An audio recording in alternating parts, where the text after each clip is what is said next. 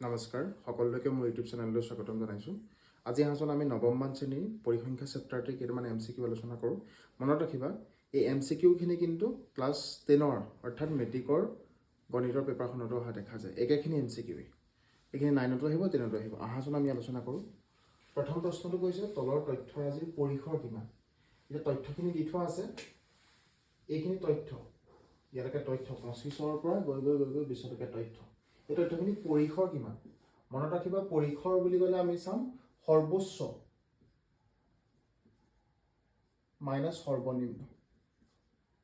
সকলোতকৈ ডাঙৰ মানটো, সকলোতকৈ ডাঙৰ মান কিমান 32 আৰু একেবাৰে সৰুটো কিমান, সৰুটো 6।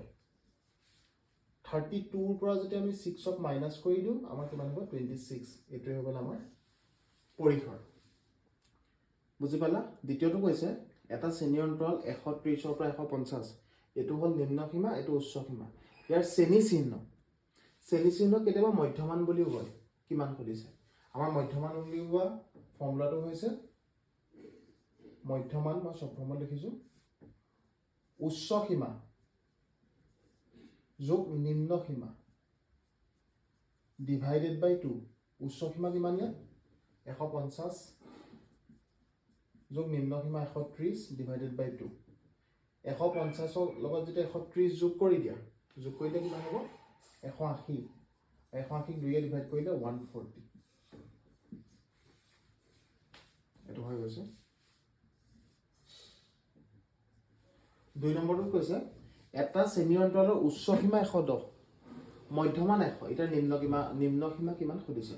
একেটা ফৰ্মুলা যদি আমি এপ্লাই কৰোঁ মধ্যমান ইকুৱেল টু উচ্চ সীমা যোগ নিম্ন সীমা, একেটা ফৰ্মুলা যদি আমি এপ্লাই কৰোঁ উচ্চ যোগ নিম্ন ডিভাইডেড বাই 2, এতিয়া ইয়াৰ মধ্যমান কিমান কৈছে 100,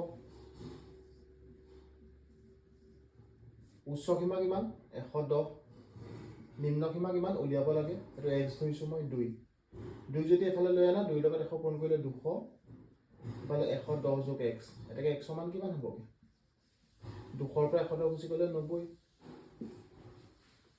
আকৌ কৈছে এটা অন্তৰালৰ মধ্যমান 10 শ্ৰেণী দৈৰ্ঘ্য 6। শ্ৰেণী দৈৰ্ঘ্য কাক কয় বাৰু। এতিয়া এই অন্তৰালটোৰ শ্ৰেণী দৈৰ্ঘ্য কিমান, এইটো উচ্চ সীমা আৰু এইটো নিম্ন সীমা। উচ্চ সীমাৰ পৰা তুমি নিম্ন সীমাটো বিয়োগ কৰি দিয়াচোন। 150ৰ পৰা 130 গুচি গ'লে কিমান হয় 20 হ'ব। তাৰ এই শ্ৰেণীটোৰ যদি আমাক শ্ৰেণী দৈৰ্ঘ্য সৈতে 20 হ'ব। ঠিক তেনেকৈ ইয়াত শ্ৰেণী অন্তৰালটো দি দিয়া নাই বা শ্ৰেণী দৈৰ্ঘ্যটো দিছে, মানে উচ্চ সীমা বিয়োগ নিম্ন সীমা। উচ্চ সীমাৰ পৰা নিম্ন সীমা বিয়োগ কৰিলে কিমান পায় বুলি কৈছে 6 পায় বুলি কৈছে। আকৌ কৈছে মধ্যমান 10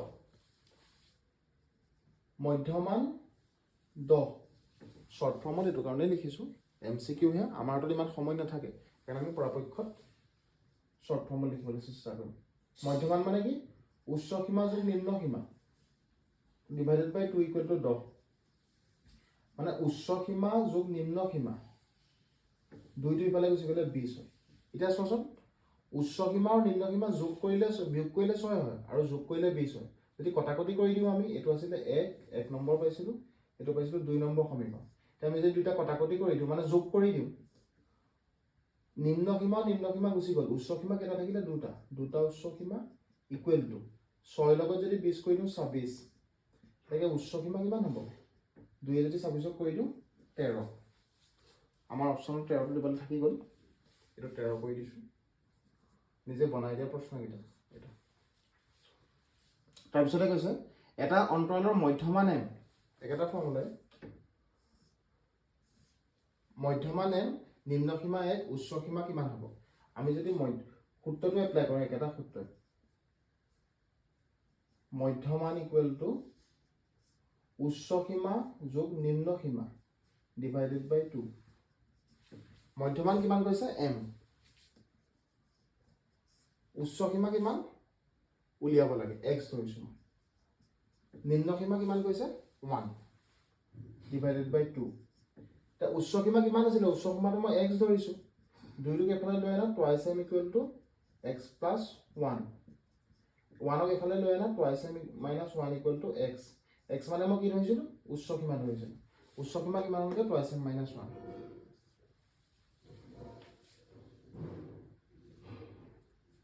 এতিয়া কৈছে তলৰ তথ্যৰাজিৰ বহুলক কিমান। আমি সেই পৰিসৰ কনচেপ্টখিনি শিকিলোঁ, উচ্চ সীমা নিম্ন সীমা শিকিলোঁ, মধ্যমান শিকিলোঁ। এতিয়া নতুন এটা কনচেপ্টলৈ আহিছোঁ, বহুলক। বহুলক মানে অন্য একো নাই, তথ্যৰাজিত তুমি চাবা কোনোবা এটা মান বাৰে বাৰে বেছিকৈ ওলাব, যিটো মান বাৰে বাৰে বেছিকৈ ওলায় সেইটোৱে হ'ল বহুলক। এই তথ্যৰাজিত চোৱাচোন 2 কেইটা আছে, 1 2 3টা, 2 আছে 3টা। তাৰপিছতে 5 কেইটা আছে, 5 আছে 2টা, 5 আছে 2টা, 2 3টা, আৰু বাকীবোৰ নাই আৰু। এতিয়া ইয়াত বাকীবোৰ মানে এটা এটাকৈ আছে, 3 আছে 1, 4 আছে 1, 7 আছে 1, তেনেকৈ আছে। এতিয়া চাবাচোন 2টো 3বাৰ ওলাইছে, 2টো বাৰে বাৰে বেছিকৈ ওলাইছে, সেইকাৰণে ইয়াৰ বহুলক হ'ব 2। এই প্ৰশ্নটোত চোৱা, তলৰ তথ্যৰাজি বহুলক যদি 5 হয়, xৰ মান কিমান। এবাৰ দিয়ে দিছে যে বহুলক 5 হ'ব, তেন্তে xৰ মান কিমান সুধিছে। মই এটা কথা পাইছিলোঁ, বহুলক মানে কি, বহুলক হৈছে সেইটো যিটো বাৰে বাৰে বেছিকৈ ওলায়, সেইটোৱে বহুলক। এতিয়া ইয়াত চোৱাচোন 2 ওলাইছে 2টা, 3 ওলাইছে 2টা, 5 ওলাইছে 2টা। এতিয়া বহুলক আকৌ 5 হ'ব লাগিব, মানে বহুলক কেইবাৰ ওলাব লাগিব, দুবাৰ দুবাৰটো ওলাইছে, 5টো 3বাৰ ওলাব লাগিব। এতিয়া 5টো 3বাৰ ওলাব কেতিয়া, সেই xৰ জেগাত মই এনেকুৱা এটা মান দিব লাগিব, এটা আছে 7 - x, xৰ জেগাত মই এনেকুৱা এটা মান দিব লাগিব, যিটো মান দিলে ইয়াৰ ভেলুটো, ইয়াৰ মানটো 5 হয়গৈ। xৰ মান কিমান দিব লাগিব, তুমি 2 দি দিয়াচোন, 7 ৰ 2 গ'ল 5, তেতিয়া 5 3টা হ'বগৈ। যেতিয়া আমি 2 পাতি দিওঁ, 7 ৰ 2 গ'ল 5 থাকিব, মানে 5 কেইটা হ'বগৈ, 3টা, আৰু বাৰে বাৰে বেছিকৈ ওলোৱাটোৱে বহুলক, তেতিয়া বহুলক তেতিয়া 5 হ'ব। তেতিয়া ইয়াৰ উত্তৰটো কি হ'ব, 2।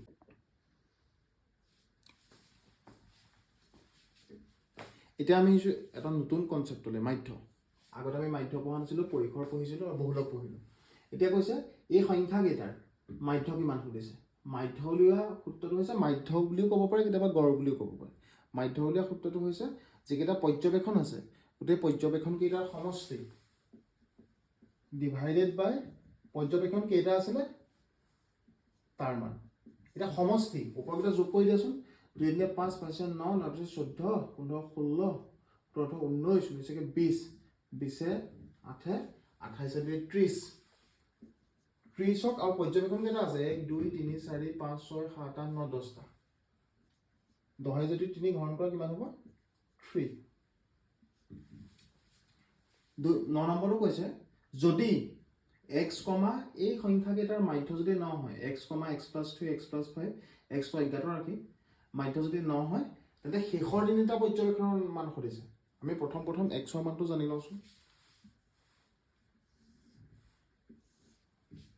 পৰ্যবেক্ষণ কেইটা আছে, 1 1 2 3 4 5টা।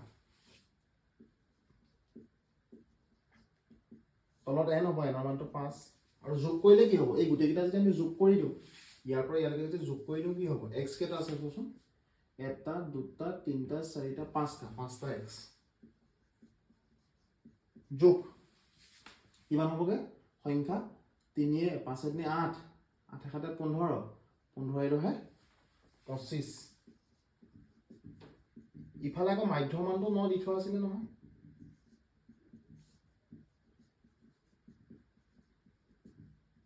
বৰ্জপূৰণ যদি কৰি দিওঁ, 5x + 25টো ইফালে আহিব, ইফালে যাব, 9 5 × 45। 5x কিমান হ'ব, 45টো এইফালে যোগ হৈ আছে, সিফালে যদি বিয়োগ কৰি দিওঁ, 45ৰ পৰা 25 বিয়োগ কৰিলে 20 থাকিব। xৰ মানটো কিমান হ'ব, 5 যদি 20ক হৰণ কৰি দিয়া 4। এতিয়া সুধিছে শেষৰ তিনিটা পৰ্যবেক্ষণৰ মান। শেষৰ তিনিটাত কোন কোন আছে, এই তিনিটা আছে, শেষৰ তিনিটাৰ মাধ্য সুধিছে আমাক। মাধ্যত শেষত 3টা বুলি কৈছে, n ৰ মানটো 3, সংখ্যাকেইটা কি কি আছে শেষত, x + 5, x + 7, x + 10। x কেইটা হ'লগে, 3টা x, আৰু সংখ্যা 2 7 17 5 22 ডিভাইডেড বাই 3। x ৰ মানটো কিমান পালো, আমি 4 পালো। 3 লগত 4 গুণ কৰিলে 12, 12 × 5 = 32, 32 বাই 3, আৰু ইয়াক যদি আমি মিশ্ৰ ভগ্নাংশলৈ যাওঁ, 3 × 35ক কিমান বাৰ যাব, সৰি এটা যোগ কৰিলে 34 হ'ব। 3 য়ে 34 কেইবাৰ যাব 11 বাৰ যাব 3 এখন 33 1 11 সমষ্টি এটো তাৰপিছতে 5 নম্বৰটো কৈছে পাঁচটা সংখ্যাৰ মাধ্য 30 এটা সংখ্যা কমাই দিলে মাধ্য কিমান হয় মানে চাৰিটা সংখ্যাৰ মাধ্য কিমান হ'ব খুদিছে পাঁচটা সংখ্যাৰ মাধ্য যদি 30 হয় তাৰে এটা কমাই দিলে মাধ্য 28 হয় গৈ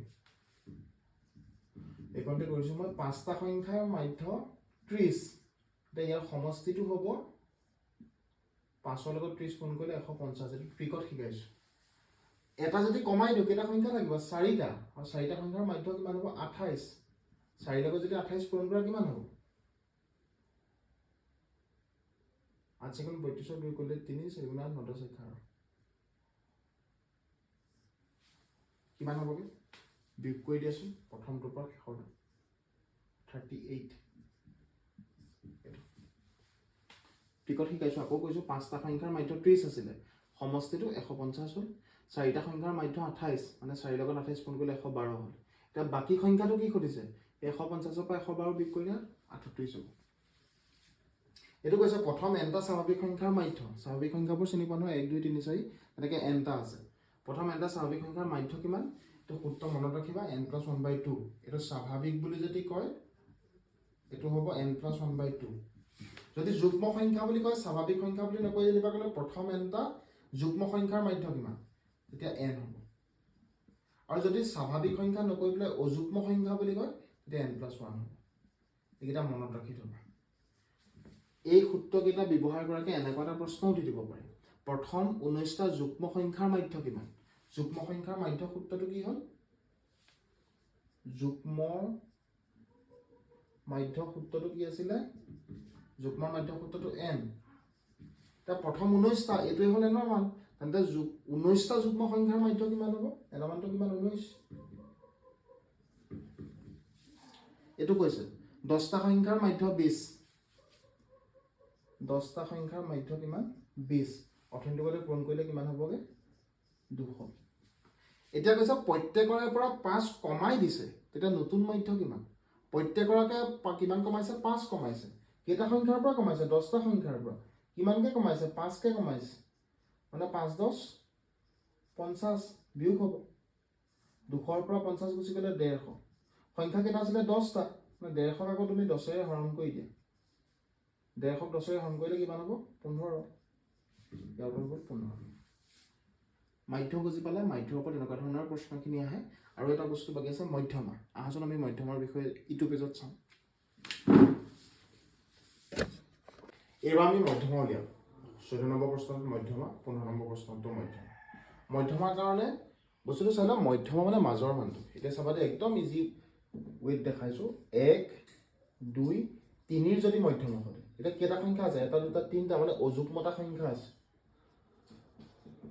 আকৌ যদি তোমাক খোদে 1, 2, 3, 4 মধ্যমা যদি উলিয়াবলৈ কয় যদি মধ্যমা উলিয়াবলৈ কয় তে অযুগ্মতা যদি পৰ্যবেক্ষণ থাকে তেন্তে তাৰ মাজত কোন আছে দুইটো আছে এটোই হ'ব মধ্যমা তাৰ পিছতে যদি সাকে থাকে যুগ্মতা থাকে সোয়া এটা দুটা তিনটা চাৰিটা আছে যুগ্মতা থাকিলে ইয়াৰ মাজত কোন বহিব দুটা সংখ্যা আছে সেই দুটা সংখ্যাক যোগ কৰি দিয়া যোগ কৰি পেলাই 2 ৰে ডিভাইড কৰি দিয়া 3 5/2 2 ৰ পাছত হৰণ কৰিলে 2.5 ইয়াৰ এটো হৈ গ'ল মধ্যমা সিম্পলি যদি চাবলৈ যাও মধ্যমা মানে হৈছে মাজত থকাটো আৰু মাজত কি হ'ল যদি অযুগ্ম সংখ্যা থাকে তেন্তে মাজত এটা থাকিব আৰু যুগ্ম সংখ্যা থাকিলে মাজত দুটা থাকিব আৰু দুটাক যোগ কৰি 2 ৰে ডিভাইড কৰিলে মধ্যমা পাম ঠিক তেনেকে আৰু এটা কথা মধ্যমা যিখিনি তথ্য দিয়া থাকিব আমি সেই তথ্যখিনিক প্ৰথমতে ঊৰ্ধ্বক্ৰমত সজাই লওঁ এতিয়া ইয়াক মধ্যমা উলিয়াবলৈ কৈছে ঊৰ্ধ্বক্ৰমত যদি সজাও প্ৰথম সৰুৰ পৰা আহিব 0 1 তাৰ পিছতে 2 কেটা 2 দুটা 3 কেটা 3 এটা দুটা তিনটা 3 তিনটা 4 কেটা দুটা 4 দুটা 5 কেটা এটা ইয়াৰ মাজত কোন আছে দুফালৰ পৰা কাটি কাটি আহাছো দুটা এফালে এটা কাটিছো এফালে এটা কাটিছো আকৌ এফালে এটা এফালে এটা এফালে এটা এফালে এটা এফালে এটা এফালে এটা দেখিলো মাজত দুটা সংখ্যা আছে মানে ইয়াত যুগ্মতা পৰ্যবেক্ষণ আছে ইয়াৰ মধ্যমা কি হ'ব দুইটা যোগ কৰি দিয়া যোগ কৰি পেলাই ডিভাইডেড বাই 2 6/2 মানে 3 এইটো হৈ গ'ল ইয়াৰ মধ্যমা। আকৌ ইয়াত কৈছে 15 নম্বৰ প্ৰশ্নটো, যদি কোনো তথ্যৰাজিক ঊৰ্ধ্বক্ৰমত সজোৱা থাকে আৰু মধ্যমা 63 হয়, এইবাৰ তথ্যখিনি সজাই থোৱা আছে আমি আৰু মধ্যমাও দি থোৱা আছে। মধ্যমা কিমান দিয়া আছে? 63 দিয়া আছে আৰু ঊৰ্ধ্বক্ৰমত সজোৱা আছে। ঊৰ্ধ্বক্ৰমত সজালে আমি মাজত কোন আছে চাওঁচোন, দুফালে দুটা কাটিছোঁ, আকৌ কাটিম, আকৌ কাটিছোঁ, আকৌ কাটিছোঁ, মাজত থাকিলে যে এই দুটা সংখ্যা মানে যুগ্মতা পৰ্যবেক্ষণ আছে। যুগ্মতা পৰ্যবেক্ষণৰ মধ্যমা কেনেকৈ উলিয়াম? দুইটা যোগ কৰি দিম আৰু ডিভাইডেড বাই 2, x প্লাছ 2 ইফালে 63, তাৰ দুইটো সিফালে লৈ যোৱা, 63 লগত 2 পূৰণ হ'ব কিমান হ'ব? 126, দুটা x প্লাছ 2 ইকুৱেল টু 126, দুটা x দুইটো ইফালে গুচি গ'লে বিয়োগ হ'ব 124, x দুইটো পূৰণ হৈছে ইফালে গ'লে হৰণ হ'ব, হৰণলৈ 62। তোমালোকে এইটোকে কৰিবাচোন, এই মাজত 95টো নাই বুলি ভাবিবা, তেতিয়া কি হয় চাবা। ধৰা যদি কোনো তথ্যৰাজি ঊৰ্ধ্বক্ৰমত সজোৱা থাকে আৰু মধ্যমা 63 হয়, তেন্তে xৰ মান কি হ'ব? প্ৰশ্ন একেটাই, খালি সেই লাষ্টত 95টো নাই বুলি ভাবি পেলাই কৰি চাবাচোন, উত্তৰ কিমান ওলাব। সকলোকে ধন্যবাদ জনাইছোঁ ভিডিঅ'টো ভালদৰে চোৱাৰ বাবে।